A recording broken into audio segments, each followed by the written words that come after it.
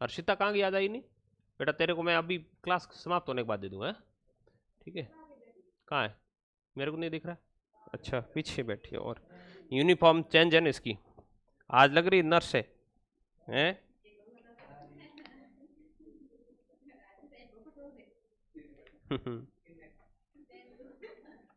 चलिए ये लो शुरू करते हैं। ये आपके साहित्य के नोट्स आ चुके हैं। तो आपको क्या करना है साहित्यिक नोट्स के अंदर वो भी मैं बताऊंगा आपको, ठीक है? पहले अपन आ जाते हैं, आज ये भाषा बोलियों वाला टॉपिक कंप्लीट हो जाएगा। शुरुआत मैंने कहाँ से की है वहाँ से मैं शुरुआत करता हूँ, एक बार रिवाइज हो जाएगा पूरा पूरा। ध्यान दो भाई, सबसे पहले अपन ने वर्गीकरण तो पढ़ लिया है, ठीक है? लेकिन थोड़ी सी बातें और पढ़नी है। सबसे पहले अपन बोलियां पढ़ रहे थे, बोलियों में 10 प्रमुख बोलियां है, ठीक है? कितनी प्रमुख बोलियां है? 10। अब बेटा फोन एकदम बंद कर दो, एकदम सटीक ध्यान दो, यही क्लास के अंदर याद हो गया बस बात खत्म। इतना ही छोटा सा टॉपिक है। देखो बोलियों में सबसे पहली अपन बोली पढ़ रहे कौन सी? मारवाड़ी। मारवाड़ी में क्या क्या याद रखना? देखो एक तो राजस्थान में ये सर्वाधिक क्षेत्रफल पर बोली जाती है। राजस्थान में सर्वाधिक क्षेत्रफल अर्थात सबसे ज्यादा एरिया में, सबसे ज्यादा इलाके के अंदर बोली जाने वाली बोली कौन सी है? मारवाड़ी है। कहाँ बोली जाती है? प्रधान रूप से इसका केंद्र कहाँ है? जोधपुर में। प्रधान बोली, जितनी भी बोलियां उन सब की मानक बोली किसे माना जाता है? मारवाड़ी को। आपसे पूछ ले मानक बोली या प्रधान बोली किसको मानेंगे अपन? मारवाड़ी को। आगे देखिएगा, क्षेत्र देखिए कौन कौन से क्षेत्र में बोली जाती है? जोधपुर, पाली, जैसलमेर, बीकानेर, नागौर, सिरोही और बाड़मेर, मुख्य रूप से ये क्षेत्र है। इसके अलावा आपको हाँ पाली आ जाएगा, वो बाड़मेर बालोतरा की, बाड़मेर बालोतरा। अब ये सिणंद्री लिखो या नहीं लिखो, ठीक है ना? हाँ, लेकिन इसमें मेवाड़ क्षेत्र भी शामिल है, ध्यान रखना। कौन सा क्षेत्र शामिल है? मेवाड़ लिखते आप समझ गए क्या क्या आएगा मेवाड़ के अंदर, ठीक है? अब उसके बाद देखो इसकी उप बोलियां कौन कौन सी, उसके बारे में बात करें। मेवाड़ी इसकी क्या है, ये विशेष रूप से आपको ध्यान रखना है। मैंने गोला इसलिए किया है, प्रश्न आएगा मेवाड़ी को लोग दक्षिण राजस्थान के साथ जोड़ देंगे, मारवाड़ी के साथ नहीं जोड़ेंगे। मारवाड़ी की उप बोली क्या है? ठीक है। फिर बागड़ी को भी ध्यान रखना, बागड़ी का मतलब क्या? डूंगरपुर। और ये भी किसकी उप बोली है? शेखावाटी आपको याद हो जाए, कोई दिक्कत नहीं है। खेराड़ी, यहां पर विशेष रूप से ध्यान देना, किसके ऊपर? खेराड़ी। खेराड़ी को आपको ध्यान रखना, खेराड़ी बोली जाती है भीलवाड़ा के अंदर। कहां बोलते हैं? खेराड़ क्षेत्र और खेराड़ी बोली जाती है। तो खेराड़ी किसका हिस्सा हो गया बताओ? किसका है? मारवाड़ी का है। उप बोली किसकी है? नागौरी हो जाएगी। गोड़वाड़ी में कोई गलती नहीं होगी। सिरोही, थली, ये ध्यान रखना थली। आपको याद होगा दो भाग आपको भूगोल के अंदर पढ़ाए होंगे, एक थली और एक नेहड़ पढ़ाया। एक नेहड़ जिसको नीर हर्द कहते हैं, क्या कहते हैं? नीर हर्द, नेहड़ या थली, सुना आपने नाम? दो।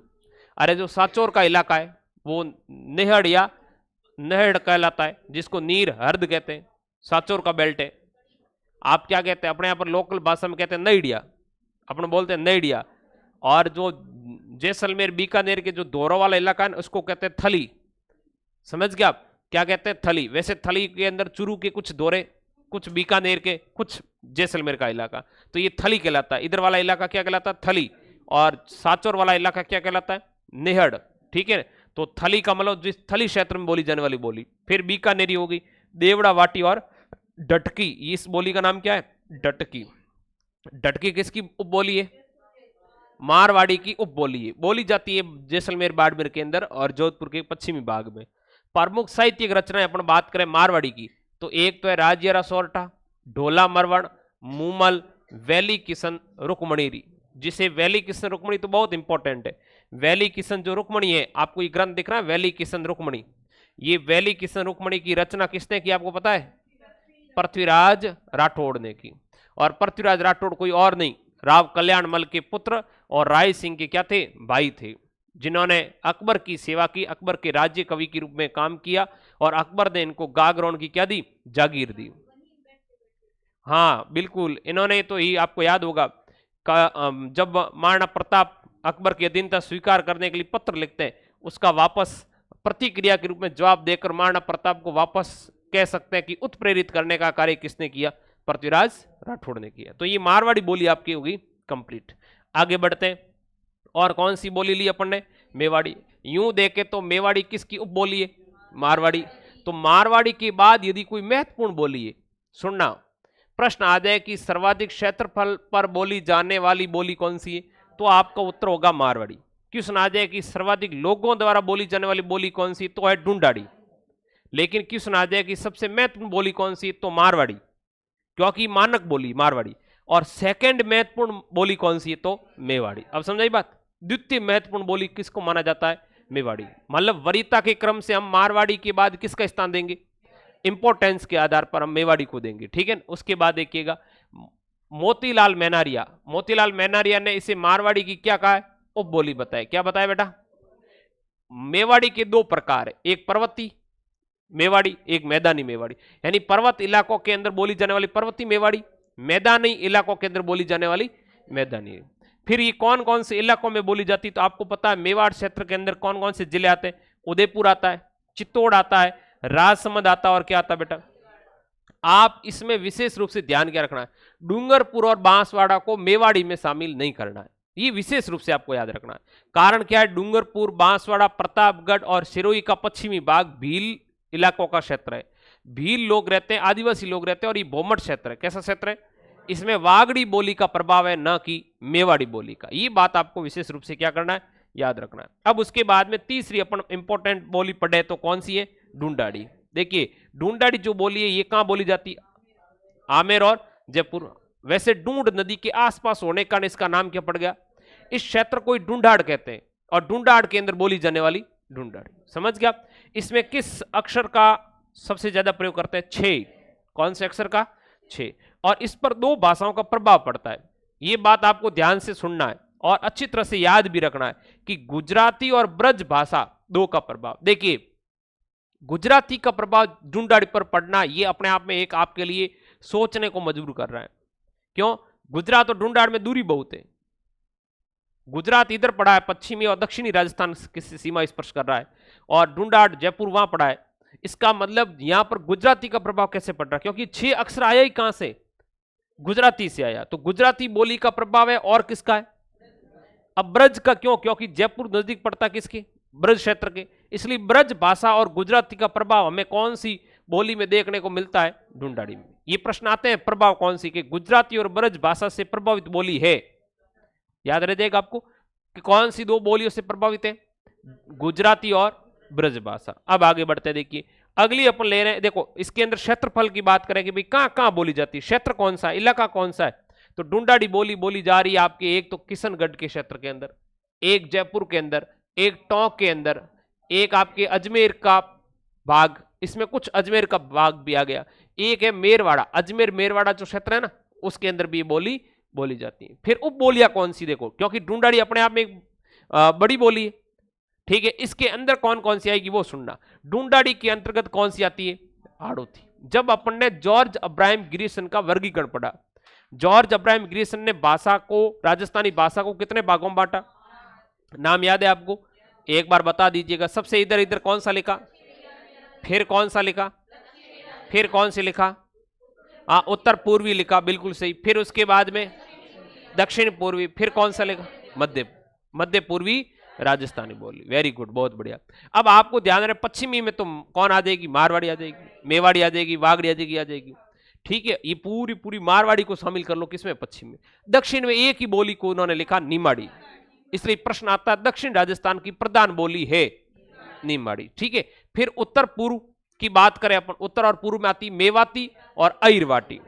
दक्षिण पूर्व की बात करें तो आपको ध्यान रखना है क्या, रागड़ी और सौंदवाड़ी आती है, ठीक है। और मध्य पूर्व की बात करें जिसके अंदर ढूंढाड़ी की सारी बोली आ जाएगी। ढूंढाड़ी से संबंधित जितनी बोली है वो सब आपको ध्यान रखना है कि मध्य पूर्व के अंदर ग्रीसन का जो वर्गीकरण था उसमें मध्य पूर्व के अंदर ये सब बोलियां है, मध्य पूर्व के अंदर, ठीक है। आप देखिए मध्य पूर्व में हाड़ौती आ जाएगी, किशनगढ़ी आ गई, तोरावाटी, ध्यान रखना, राजावाटी, ये बड़ा इंपॉर्टेंट है राजावाटी, ठीक है ना, कई बार एग्जाम प्रश्न आता राजावाटी के बारे में। फिर अजमेरी, चौरासी, ये भी बड़ी इंपॉर्टेंट है, चौरासी, राजावाटी, नागरचौल। ये आजकल बहुत ज्यादा प्रश्न पूछे जा रहे हैं कि नागरचौल किसकी उपबोली है, क्योंकि मारवाड़ी की बोली सबको पता है, किसकी उपबोली ये सबको याद है, लेकिन इधर वाली ध्यान रखना, चौरासी, नागरचौल, राजावाटी। अब अपन बात करें साहित्यिक रचनाओं में तो प्रमुख साहित्यिक रचना कौन सी है, तो दादू से संबंधित जितने भी साहित्य, दादू पंथी लोगों के जितने भी हिस्सा है वो अपन बात करें दादू के शिष्यों की हो, खाकी हो, विरक्त हो, उन शाखाओं से संबंधित भी साहित्यिक रचनाएं भी किसमें शामिल हो जाएगी, ढूंढाड़ी में। अब बात करते हैं हाड़ौती, जो ढूंढाड़ी की ही क्या है, उपबोली है। हाड़ौती की बात करें अपन तो हाड़ौती में आपको क्या ध्यान रखना है, सुनिएगा। हाड़ौती में आपको ध्यान रखना है कि हाड़ौती के ऊपर दो बोलियों का प्रभाव देखने को मिलता है। अब यहां एक बोली तो या एक भाषा तो है गुजराती। देखो जयपुर के अंदर पाई जाने वाली बोली या बोली जानने वाली बोली है वो है ढूंढाड़ी, और ढूंढाड़ी पर भी किसका प्रभाव है, और ढूंढाड़ी की उपबोली है हाड़ौती। हाड़ौती पर भी किसका प्रभाव है, इसमें भी किसका प्रयोग होता है, छे का, और एक पड़ता मालवा का प्रभाव, क्योंकि मालवा नजदीक है हाड़ौती की, इसलिए एक तो पड़ेगा मालवा यानी मालवी भाषा का प्रभाव, एक पड़ेगा गुजराती भाषा का। भाई मेवाड़ी भी नजदीक, अब मैंने आपको कहा ना जैसे कोई भी भाषा का प्रभाव पड़ता है उसमें आसपास की भाषा का प्रभाव पड़ेगा, ऑप्शन इस अनुसार आपको सेलेक्ट करना है। फिर भी ध्यान रखना गुजराती और मेवाड़ी भाषा का प्रभाव हमें कहां देखने को मिलता है, मारवाड़ी सॉरी गुजराती और मेवाड़ी का प्रभाव कहां देखने को मिलता है, हाड़ौती पर। अब क्षेत्र कौन सा देखो, हाड़ौती क्षेत्र आपको पता ही है, कोटा संभाग, कोटा, बूंदी, बारा, और इसमें झालावाड़ पूरा शामिल नहीं है, कुछ झालावाड़ है वो मालवी के साथ चला जाएगा, समझ गए आप, ठीक है। अब अपन बात करें कि इसमें प्रमुख रचना कौन सी है, सूर्यमल मिश्रण की रचना। उसके बाद में आगे देखिएगा मेवाती। मेवाती मुख्य रूप से तो बोली जाती है अलवर और भरतपुर में, मुख्य रूप से कह रहा हूं, प्रधान बोली तो कहां की है, अलवर और भरतपुर, मेव जाति की है, किससे संबंधित है। लेकिन अन्य अपन डिस्ट्रिक्ट की बात करें कि और कौन कौन से जिलों में फैली है, तो करौली और धौलपुर में भी फैली हुई है। फिर ये कौन से जनपद के अंतर्गत बोली आती है, ये भी ध्यान रखना कि प्रश्न आ जाए कि मत्स्य जनपद से संबंधित बोली है मेवाती। किसका प्रभाव है, ये बड़ा इंपॉर्टेंट प्रश्न है। देखो ढूंढाड़ी बोली पर ब्रज भाषा के साथ साथ गुजराती का भी प्रभाव था, लेकिन इसमें प्योर एकदम शुद्ध रूप से किसका प्रभाव है, क्योंकि अलवर और भरतपुर का क्षेत्र ब्रज क्षेत्र से बिल्कुल स्पर्श करता, भौगोलिक विशेषता एक जैसी है। जो आगरा मथुरा का वातावरण है वैसा ही वातावरण किसका है, भरतपुर और अलवर का है, समझ गए आप। इसलिए इस क्षेत्र के अंदर ध्यान रखना कि आगरा मथुरा का प्रभाव अर्थात ब्रज भाषा का क्या देखने को मिलता है, प्रभाव देखने को मिलता है। एक खास बात और है, यूपी के अंदर आपको पता है शुद्ध क्या बोली जाती है, अरे हिंदी है कहां, खड़ी बोली कहां बोलते हैं, यूपी के अंदर। और हिंदी के अंदर अपन यूपी की बात करें तो यूपी का राजस्थान को स्पर्श करने वाला भाग कौन सा, पश्चिमी यूपी, इसलिए इस हिंदी को हमने क्या नाम दे दिया, पश्चिमी हिंदी, जो आगरा मथुरा के अंदर बोली जा रही है। ब्रज भाषा से आसपास के जो क्षेत्र है, ब्रज क्षेत्र के आसपास पश्चिमी हिंदी, और इस साइड में अपने राजस्थान में क्या बोली जा रही, इन दोनों के बीच में सेतु का कार्य करने वाली भाषा कौन सी, बोली कौन सी है, समझाई बात। पश्चिमी हिंदी और राजस्थानी के बीच में जोड़ने का काम, संयोजक का काम, योजक का काम कौन कर रही है, मेवाती। प्रश्न आ सकता है कि पश्चिमी हिंदी और राजस्थानी के बीच में सेतु का काम कौन करेगी, मेवाती बोली करेगी, कौन सी करेगी, तो मेवाती बोली दो बोलियों को जोड़ने का, दो भाषाओं को जोड़ने का भी क्या कर रही है, कार्य कर रही है। आगे देखिए प्रमुख साहित्य देखें तो सबसे ज्यादा साहित्य हमें यहां देखने को मिलता है, लालदास जी का साहित्य, चरणदास जी का साहित्य, दयाबाई का है, सहजोबाई का है, खूब सारे संतों के साहित्य इसमें लिखे गए। अब उसके बाद में अपन बात करते हैं कौन सी, मालवी बोली अपने आप में कैसी है, कोमल और मधुरी है, बहुत मीठी है। मालवी कैसी है, मीठी बोली है। लेकिन मालवी की एक उप बोली है रागड़ी, बहुत कर्कश है, समझ गए आप, रागड़ी कर्कश है, मालवी मीठी है, तो राबड़ी खाई तो फिर मालवी, समझ गए आप। तो ये ध्यान रखना कि मालवी मीठी है, ध्यान रखना कहां बोली जाएगी, और मालवी पर किसका प्रभाव है, गुजरात। और ये प्रश्न एग्जाम में पूछा, राजस्थान की किस बोली पर मराठी भाषा का प्रभाव पड़ता है, मराठी भाषा का प्रभाव केवल और केवल किस पर पड़ता है, क्षेत्र देखिएगा कौन कौन से क्षेत्र के अंदर बोली जाती है, झालावाड़ के अंदर बोलेंगे मुख्य रूप से, झालावाड़ से प्रतापगढ़ के बीच में ही इसके अंदर ये बोली जाएगी, क्योंकि इस क्षेत्र को ही हम क्या कहते हैं, मालवा कहते हैं। और कुछ इलाका अपन ने किसका ले लिया, तो ये कोटा आपको याद रहे तो ठीक, नहीं तो आपको ऑप्शन के अनुसार नजदीक है, नजदीक जिला दे तो ही करना, अन्यथा तो आपको याद रखना है झालावाड़ से लेकर प्रतापगढ़ के बीच का क्षेत्र मालवा कहलाता है, और मालवा क्षेत्र के अंदर कौन सी बोली बोली जाती है, मालवी बोली जाती है। अब मालवी की उपबोली है कौन सी, रागड़ी और नीमाड़ी, दो है। अब देखिएगा रागड़ी कर्कश बोली है, नीमाड़ी दक्षिण राजस्थान की प्रधान बोली है, ये ध्यान रखना आपको। अब बात करते हैं अपन किसकी, डूंगरपुर और बांसवाड़ा में बोली जाती है। इस पर प्योर रूप से, शुद्ध रूप से किसका प्रभाव है? क्यों? क्योंकि गुजरात क्षेत्र इसको स्पर्श करता है। और भील लोग, जो आदिवासी लोग हैं, वो आधे राजस्थान के अंदर है और आधे कहां रहते हैं? आपको पता है ये आदिवासी इलाका है पूरा गुजरात का भी, जो अपने डूंगरपुर बांसवाड़ा को स्पर्श करता है। ये गुजरात का भी कैसा इलाका है? जो पालनपुर वगैरह ये जिले पड़ते हैं ना नजदीक में, बनासकांठा वगैरह, यहां आदिवासी या भीली लोग रहते हैं। और यहां पर सागवान के वृक्ष भी बहुत ज्यादा पाए जाते हैं, ये भी ध्यान रखना आप, ठीक है। आगे भीली बोली, कैसी बोली है? भीली बोली किसने कहा? गिरियसन ने कहा। गिरियसन महोदय ने इस बोली को क्या संज्ञा दी? भीली बोली का। अब इसमें एक खास बात ये, च और छ, च और छ, इन दोनों को स बोला जाता है। क्या बोला जा रहा है? स। च और छ, इन दोनों को क्या बोलते हैं? स बोलते हैं। ये ध्यान रखना, मतलब कहने करते हैं ये प्रॉब्लम अपने यहां है, अपने वाली प्रॉब्लम वहां पर भी है। भाई चम्मच है तो समस बोलते हैं, ये समझ गया आप? मैं भी बोल रहा हूं तो मेरे भी कौन से, मैं कहां के आया हूं? अमेरिका से। आप भी बोल रहे हो है? ये सपना कह रही, आप भी बोल रही हो। हाँ सपना तेरा है सर, सपना नाम लिखेंगे तो चपना नहीं है, सपना है, ध्यान रखना आप। और खास बात है इसमें प्रमुख साहित्य कौन सा है? चौपड़ा है। कौन सा है? अब चौपड़ा एक ही साहित्य देखने को मिलता है, इसका मतलब राजस्थान में जितनी भी बोलियां है उनमें सबसे कम साहित्य हमें कहां देखने को मिलता है? वागड़ी में। प्रश्न आ जाए, निम्न में से किस बोली का साहित्य सबसे कम है? सबसे समृद्ध साहित्य ढूंढाड़ी का है। समझ गया? सबसे समृद्ध साहित्य कहां है? ढूंढाड़ी के अंदर। सबसे कम साहित्य कहां है? वागड़ी के अंदर है। सबसे कम साहित्य कहां देखने को मिलता है? माव जी ने भले लिखा हो, बाकी भील लोग तो वैसे पढ़ते नहीं है। आप एक कॉमन सेंस भी दिमाग में यूज कर सकते हो कि वागड़ क्षेत्र में कौन रहते हैं? शिक्षित वर्ग कम है, इसलिए भील लोग कम पढ़ते हैं। भील लोग कम पढ़ते हैं तो इस क्षेत्र के इलाके के अंदर कम पढ़ने वाले जो लोग हैं वो क्या करेंगे? साहित्य भी कम ही लिखेंगे। अब आगे बढ़ते हैं अपन, अब और देखते हैं, और अन्य प्रकार की नहीं, अब ये 10 होनी चाहिए, उसमें से एक रहेगी, अब 3 रहेगी, सॉरी। एक तो अपने अहिरवाटी, कौन सी है? अहिरवाटी। इसका पेन चेंज कर देते हैं, ऐसा पेन तो है नहीं, ये ठीक है, ये वाला ही रहने देते हैं। चलो इधर देखो, अहिरवाटी के बारे में क्या ध्यान रखना है? अहिर जाति है, क्या है बेटा? अहिर एक जाति जो चमड़ा बनाने के, चमड़े से वस्तु से बनाने, चमड़े की जो भी वस्तु बनती है, जूतियां है, बैग है, ऐसे बनाने का कार्य करती है। अहिर जाति जो है वो यूपी के अंदर ज्यादा पाई जाती है, यूपी, हरियाणा और राजस्थान की सीमा पर है।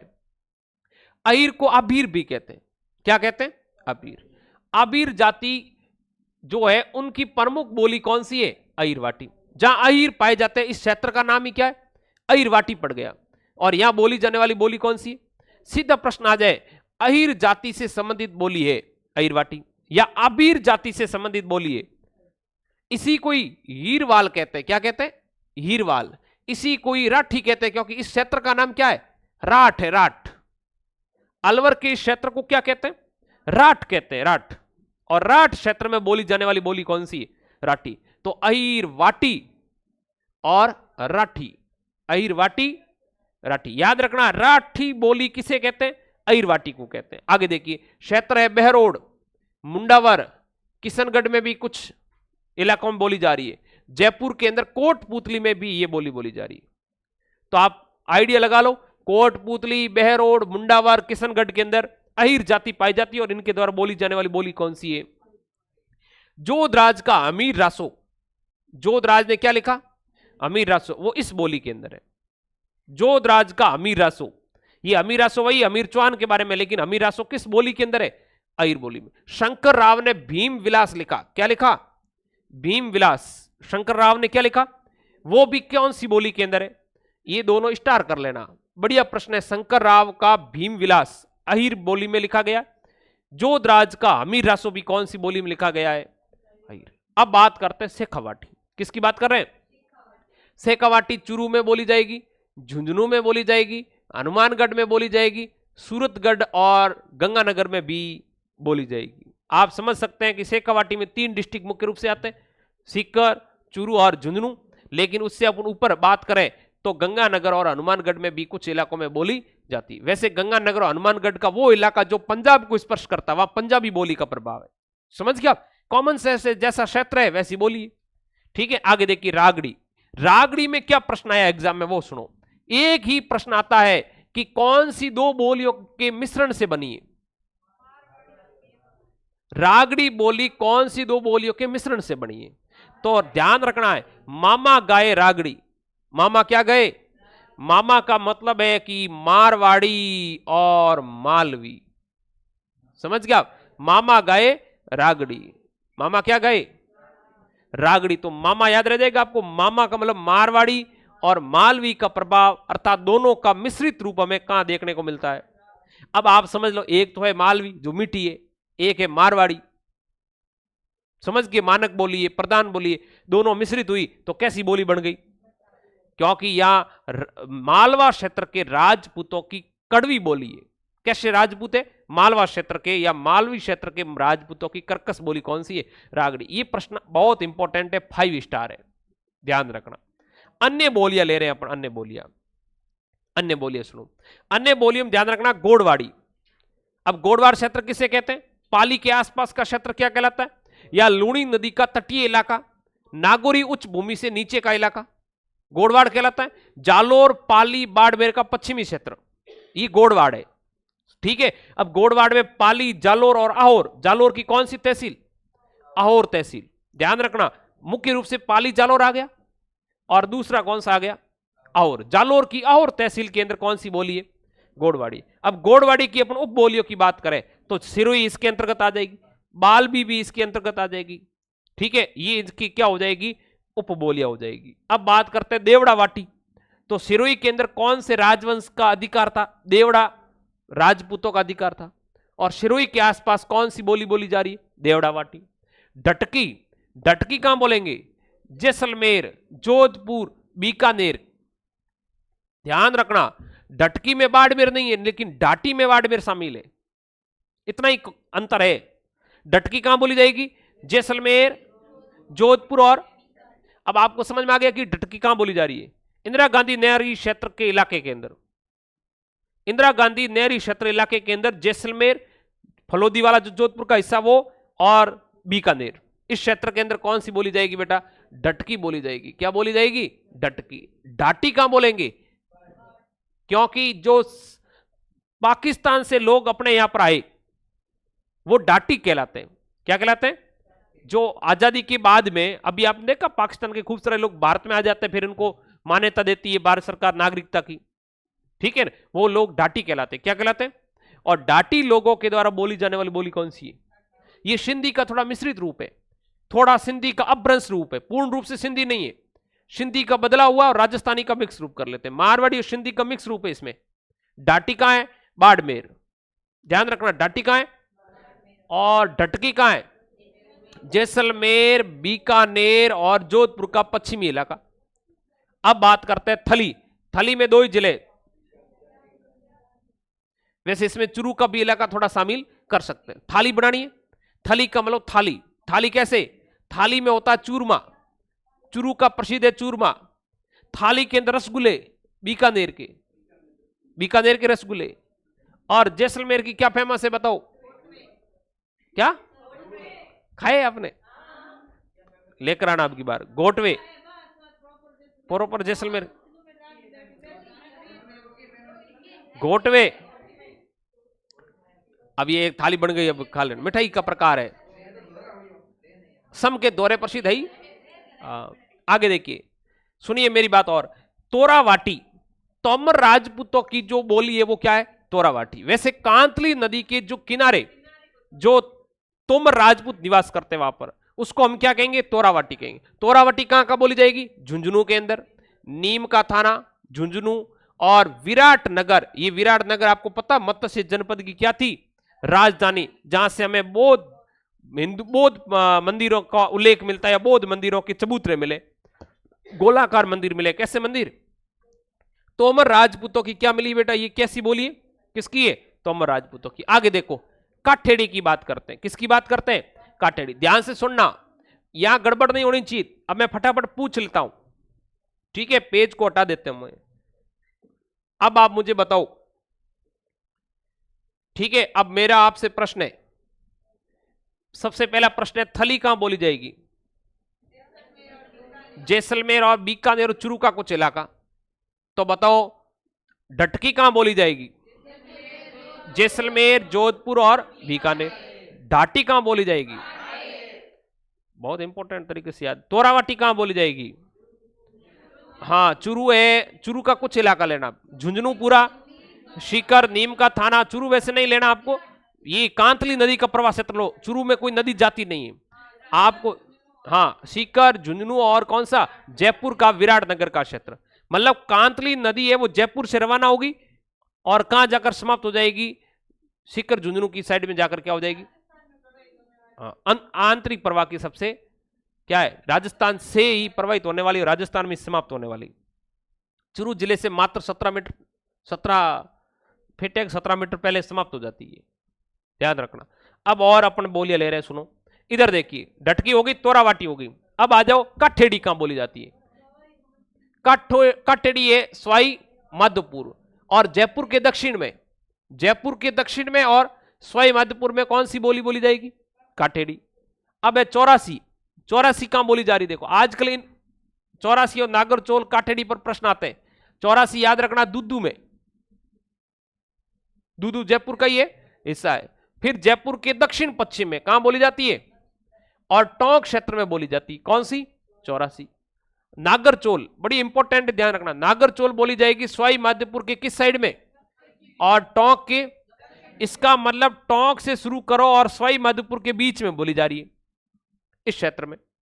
टोंक से लेकर जब आप जयपुर से निकलोगे तो टोंक आएगा, टोंक के बाद सवाई माधोपुर आएगा, तो टोंक और सवाई माधोपुर के बीच में कौन सी है? नागरचोल।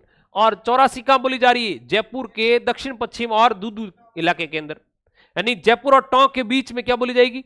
इधर देखो, ये जयपुर, जयपुर और टोंक के बीच में चौरासी, इधर चौरासी, इधर चौरासी, इधर नागरचोल। पहले चौरासी का खाता, फिर नागरचोल, ध्यान रखना। अब इसके बाद में खैराड़ी, जहाजपुर और भीलवाड़ा तहसील के अंदर बोली जाएगी।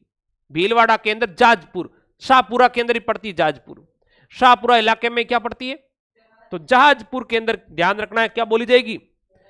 अगली है माल खैराड़ी, इन दोनों में गड़बड़ नहीं होगी, ट्रिक बता रहा हूं। माल खैराड़ी में एक शब्द पकड़ लिया क्या, तो माल से याद रह जाएगा मालपुरा टोंक, ठीक है, मालपुरा टोंक। अब प्रश्न ऐसे घुमा ले, भीलवाड़ा के जहाजपुर से मालपुरा टोंक के बीच में कौन सी बोली जाती है? माल खैराड़ी। जहां आपको ध्यान रखना है कि माल खैराड़ी के अंदर क्या शब्द आएगा? मालपुरा। और खैराड़ी कहां बोली जाती है? जहाजपुर शाहपुरा के अंदर, याद रह जाएगा। ये बिल्कुल भीलवाड़ा के अंदर है, ये भीलवाड़ा और टोंक की दोनों जिलों को स्पर्श करेगा। तो ये खैराड़ी माल खैराड़ी अंतर समझ में आ गया। एक प्रश्न आया जगरोती का, जगरोती कहां बोली जाती है? जगरोती को याद रखने का फोंगड़े याद रख लो, ये लो, इसको कैच कर लो, अब आप कभी गलत नहीं करोगे। जगरोती कहां बोली जाती है? कभी गलत नहीं होगा। जगरोती का प्रश्न आने पर ऑप्शन में करौली आप टिक कर लोगे, क्योंकि सर ने बताया था कि वो तेजाजी वाले वो सांप ने डसा सेंद्रिया में, सेंद्रिया में सांप ने, बस ध्यान रखना कि ये दो फोंगड़े वाले है ना, जगरोती करौली। जगरोती कहां बोली जाती है? करौली। तो जगरोती में आपको ऐसे याद रखना कि ये लो, ये वाला ऑप्शन आपको पकड़ लेना है, ये आपका ट्रिक है। ई वाला भी थे, ई तो और भी आ जाएगी, मारवाड़ी में मेवाड़ी में भी आ जाती है, लेकिन ये है ना जो सांप के दो दांत, जगरोती करौली, ये सांप के दो दांत आपको जो दिख रहे हैं, ये आपको मिलान में सहूलियत कर लेगा। अब अपन आगे बढ़ते हैं, साहित्य काल विभाजन की बात करते हैं। किसकी बात कर रहा हूं मैं? अब बात को ध्यान से सुनना। जो राजस्थान साहित्य उसको हमने 4 भागों में बांट दिया। पढ़ने की दृष्टि से साहित्य काल यानी प्राचीन काल से लेकर आज दिन तक का जो साहित्य है उसको हमने कितने भागों में बांटा? 4। कौन कौन से? देखो, राजस्थान के साहित्य को हमने कितने भागों में बांट दिया बच्चे?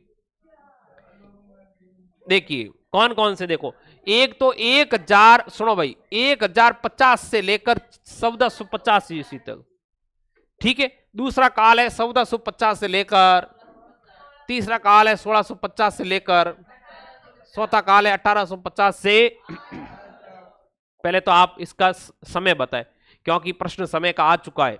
ऑब्जेक्टिव प्रश्न आप मिलाएंगे PYQ, तो इसमें प्रश्न आया हुआ है। ये माध्यमिक शिक्षा बोर्ड के अंदर पहला वर्गीकरण ये दिया हुआ है। अब सुनिए, सबसे पहले साहित्य काल विभाजन वापस बता रहा हूं, कितने भागों में बांटा हमने? 1050 से लेकर, दूसरा 1450 से 1600, तीसरा 1650 से और 1850 से लेकर जो ये काल है, इस काल में अरब आक्रमण हुए हमारे यहां पर। कौन से आक्रमण हुए? इसलिए ध्यान रखना कि प्राचीन काल है। कैसा काल है? और प्राचीन काल में हमारे यहां पर अरबों के आक्रमण हुए तो वीरों ने क्या किए? मुकाबला किया। वीरों ने मुकाबला किया तो वीरों की प्रशंसा में या वीरों को उत्तेजित करने के लिए कैसा साहित्य लिखा गया? वीर। वीरों वीर रस से भरे हुए साहित्य लिखे गए, इसलिए इस काल का क्या नाम पड़ गया? समझ बात? उसके बाद में 1450 से 1650 इस काल को हमने क्या नाम दे दिया? पूर्व मध्य काल। क्या कैसा काल है? ये प्राचीन काल था। ये मध्य काल से भी कैसा? उत्तर मध्य नहीं, पूर्व मध्य। मध्य के दो टुकड़े कर लिए हमने। मध्य के कितने टुकड़े कर लिए? मध्य काल के कितने टुकड़े कर लिए? दो। एक हो गया पूर्व मध्य काल, एक हो गया उत्तर मध्य काल। पूर्व मध्य काल कहां से लेकर कहां तक है साहित्य में? 1450 से जो 1650 ईस्वी के बीच का जो काल है, इसको हमने क्या नाम दिया? पूर्व मध्य काल। क्या नाम दिया बताओ? इस काल के अंदर क्या हुआ? जब इधर आपको पता है कि वीरों ने युद्ध लड़े, वीर रस प्रधान साहित्य लिखा गया, वीरों को उत्तेजित करने यानी वीरता से भरे हुए साहित्य लिखे गए, ठीक है। लेकिन जैसे ही वीरता ज्यादा आ गई तो अब मार्ग बदल गया, और मार्ग कैसा आ गया? भक्ति का आ गया कि लड़ाई से भी कुछ भी निकलना नहीं है। आखिरकार हल क्या निकलेगा?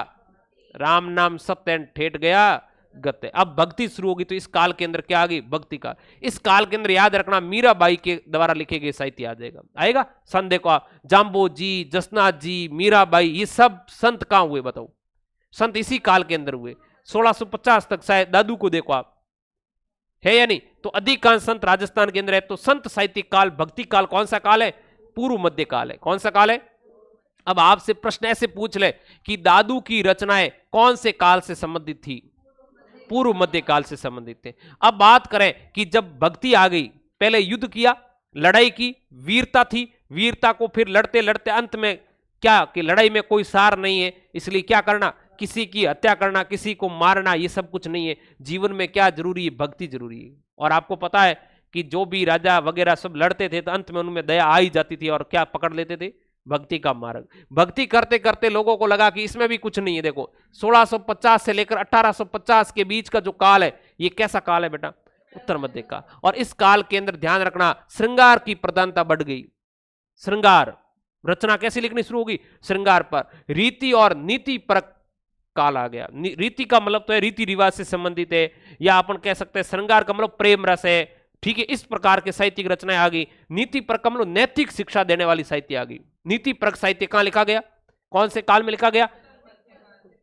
और 1850 से आज तक का जो साहित्य है, ये आधुनिक काल है। कैसा काल है? और आधुनिक काल में आपको पता ही अंग्रेज आ गए थे। 1850 के बाद 1857 की क्रांति होती है, अंग्रेज आ गए। तो यहां पर देखिएगा कि विभिन्न विषयों और विधाओं से युक्त गद्य और पद्य लिखे गए। और अपन मैं यदि ये कहूं कि राष्ट्रीय चेतना का काल है, ये कैसा काल है? इस काल को मैं अन्य नाम देना चाहूं तो इस काल का मैं क्या नाम दूंगा? अन्य बताओ। राष्ट्रीय चेतना का काल। कैसा काल है? राष्ट्रीय चेतना का काल है। किस प्रकार का काल है? राष्ट्रीय चेतना, राष्ट्रीय चेतना का काल है। क्योंकि यहां पर जो भी साहित्यकार हुए, उन्होंने राष्ट्रीय चेतना जगाने का क्या किया? कार्य किया। जैसे मैं आपको उदाहरण दूं बांकीदास का। बांकीदास ने लिखा, आयो अंग्रेज मुल्क रे ऊपर। इसी प्रकार सूर्यमल मिश्रण ने वीर सत सही लिखी। क्या लिखी? सूर्यमल मिश्रण की बात करूं, जिसे 1857 की क्रांति का प्रत्यक्षदर्शी माना जाता है। 1857 की क्रांति का प्रत्यक्षदर्शी कौन है? तो सूर्यमल मिश्रण और बांकीदास की जो रचनाएं हैं, वो हमारे राष्ट्रीय चेतना जगाने अर्थात जन जागरण का कार्य कर रही है, जनता में जागरूकता पैदा कर रही है, आजादी की ओर ले जाने वाली रचनाएं थी। इसलिए इस काल को राष्ट्रीय चेतना का काल या आधुनिक काल या विभिन्न विषयों और विधाओं से युक्त काल कहा जाए तो भी कोई अतिशयोक्ति नहीं रहेगी। कितने वर्गीकरण कर लिए हमने? अब एक एक उदाहरण लिख लेते हैं अपन इनका, फिर अपन क्या करते हैं, इस काल को पूरा कर लेते हैं। आपकी किताब में या जो नोट्स दिए उसमें यदि नहीं हो तो एक एक उदाहरण इस सब का लिख लो कि वीर गाथा काल है, इससे संबंधित उदाहरण कौन से हैं। ठीक है, एक मिनट इसको सही मेरे को व्यवस्थित करने देना है ताकि आराम से अपन लिख पाए। तो वीर गाथा काल जो है, इसके अंदर आप लिखिएगा रणमल छंद, श्रीधर व्यास की रचना है। किसकी रचना भाई? श्रीधर व्यास की रचना है रणमल छंद। कौन सी रचना है? श्रीधर व्यास। इसके अंदर उदाहरण लिख लो श्रीधर व्यास का। श्रीधर व्यास इसने रचना लिखी, उस रचना का नाम है रणमल छंद। रणमल छंद ये किस काल से संबंधित है? वीर गाथा काल से संबंधित है। श्रीधर व्यास की रचना है रणमल छंद, कौन से काल से संबंधित है? वीर गाथा काल का उदाहरण है। रचना किसकी है? श्रीधर व्यास की है। लिखी कौन सी इन्होंने रचना? रणमल छंद लिखी, ध्यान रखना। उसके बाद में अपन बात करें भक्ति काल, तो भक्ति काल में कितनी प्रकार की भक्ति की विचारधाराएं चल रही थी? दो, एक सगुण और एक का नाम क्या था बेटा? निर्गुण। एक सगुण विचारधारा और एक का नाम क्या था? निर्गुण। तो लिख लें, निर्गुण विचारधारा और कौन सी विचारधारा? सगुण। सगुण और निर्गुण। इसमें कौन कौन सी रचना आ जाएगी? संतों की सभी रचना इसके अंदर आ जाएगी। कौन कौन सी संतों की रचना है? आप एक एक करके लिखना चाहे तो मीराबाई की रचना इसमें आ जाएगी। अब मीराबाई ने क्या क्या लिखी आपको पता ही है, मीरा की पदावलियां, मीरा की पदावलियां आ जाएगी। जैसे मैं बात करूं, जसनाथ जी की ग्रंथ आ जाएंगे, जाम्बू जी की ग्रंथ आ जाएंगे, ठीक है, वैली किशन रुक्मणी के ग्रंथ आ जाएंगे, राम रासो आ जाएगा, हरिरस, हरिरस किसने लिखा? बाड़मेर के रहने वाले ईश्वरदान बारट ने लिखा। तो जो संतों के साहित्य है, चाहे वो जसनाथ जी का हो, चाहे वो जाम्बो जी का हो, चाहे मीराबाई का हो, समझ गए आप? जाम्बो जी का हो, जसनाथ जी का हो, मीराबाई का हो, ईश्वरदान बारट का हो, ये सब रचनाएं किसमें? दादू की रचनाएं हैं, वो सब किस काल के अंतर्गत आ जाएगी? भक्ति काल के अंदर। दादू जी की जैसे काया बेली, अणबे वाणी राम सनई संप्रदाय से संबंधित जो रामचरण दास जी की रचना अणबे वाणी, कोड़ा और शिंबूदरा जो ग्रंथ है, ये सब किसमें आ जाएंगे? भक्ति काल से संबंधित है। अब उसके बाद में अपन बात करें श्रृंगार प्रदान या रीति परक या नीति परक कौन कौन से साहित्य, इसके अंदर आपको याद रखना है कि इसके अंदर आ जाएंगे। जैसे मैं आपको नीति परक साहित्य का उदाहरण देता हूं। श्रृंगार प्रदान तो आप समझ गए कि यहां श्रृंगार प्रदान का मतलब अब यहां पर प्रेम के खूब सारे ग्रंथ लिखे गए, ये श्रृंगार प्रदान के अंदर आ जाएंगे, प्रेम रस से संबंधित। इसके अलावा नीति परक की बात करें तो राजयारा सोरठा, राजयारा सोरठा। अब आप कहेंगे कि नीति परक कैसे हो गया? तो राजिया कृपाराम खिड़िया का शिष्य था और कृपाराम जी उनके गुरु थे, और वो उनको बार बार समझाते हैं कि राजिया क्या करना चाहिए, क्या इस दुनिया में नहीं करना चाहिए, हिम्मत की कोई कीमत नहीं हो। वो राजिया को समझाते हैं, राजिया उनका शिष्य था जो मूर्ख था, और उनको वो समझाते हैं कि हिम्मत की कोई कीमत नहीं होती है, ये जो रद्दी कागज होता है उसको कोई पूछता नहीं है। इस प्रकार वो नीति पर यानी वो नैतिक शिक्षा दे रहा है। वो उस बच्चे को क्या कर रहा है? राज्य को क्या कर रहा है? जगाने का प्रयास कर रहा है। राज्य मतलब ये राजू नहीं। अच्छा, ये क्यों हंसे? मेरे को पता चल गया राज्य आते ही ये क्यों हंस रहे। राज्य सोरटा, शक्रियरा सोरटा, बैरियरा सोरटा, ऐसे खूब सारे इनके शिष्य थे। इसमें फेमस कौन सा है? फेमस कौन सा बेटा? राज्य सोरटा। राज्य मूर्ख था, राज्य मूर्ख था, तभी तो कृपाराम खिड़िया ने क्या किया भाई? कृपाराम खिड़िया ने उनको समझाने के लिए ये सब लिखे। नीति परक है, मतलब नैतिक शिक्षा दी कि इस दुनिया में क्या करना चाहिए, कि बिना बिना कोई उद्देश्य से कोई व्यक्ति राब तक नहीं पिलाता आपको। जब कोई व्यक्ति का मकसद होता है ना, तभी वो आपको क्या करेगा? मीठा मीठा बोलेगा और आपसे काम करवाएगा। इसलिए आपको ये ध्यान रखना है, इस दुनिया है ना, ये दुनिया पूरी मतलबी है। कैसी है? मतलबी दुनिया है, स्वार्थी दुनिया है। इस स्वार्थी दुनिया में कोई किसी का नहीं, इसलिए पहला आपका स्वार्थ है पढ़ना पढ़ना पढ़ना पढ़ना। समझ गए आप? ये जरूरी है। मतलब आप किसी की भलाई कर रहे हैं, लेकिन आपको बदले में भलाई का कोई जश मिलने वाला नहीं है। इसलिए राज्य को वो संबोधित करते हुए कृपाराम जी लिखते हैं कि राज्य ये करना चाहिए, ये नहीं करना चाहिए। ये बहुत शानदार है, आपको पढ़ने चाहिए, और राजस्थानी भाषा में खास बात है, ठीक है। सीकर के अंदर लक्ष्मणगढ़ है ना, लक्ष्मणगढ़ के राजा की दरबारी थे। आगे देखिए, उसके बाद में बांकीदास की रचना आपको पता ही है, सूर्यमल मिशन की रचना वीर सत्सई, वो किस में आ जाएगी? इनकी रचना है, सूर्यमल मिशन की रचना है वीर सतसई। कौन सी रचना है? कहां गया रे? वीर सतसई। और बांकीदास की रचना है आयो अंग्रेज मुलक रे ऊपर। मैं यहां दोनों रचनाओं को नीचे लिख लेता हूं ना, ताकि इसमें क्या स्पेस उस हिसाब से रह जाएगा, आपके पढ़ने में क्या रहेगी? सहूलियत रहेगी। इधर देखो, नंबर 1 लिख रहा हूं बांकीदास, और बांकीदास की जो रचना है उनका नाम है आयो अंग्रेज मुल्क रे ऊपर। आयो अंग्रेज मुल्क रे ऊपर।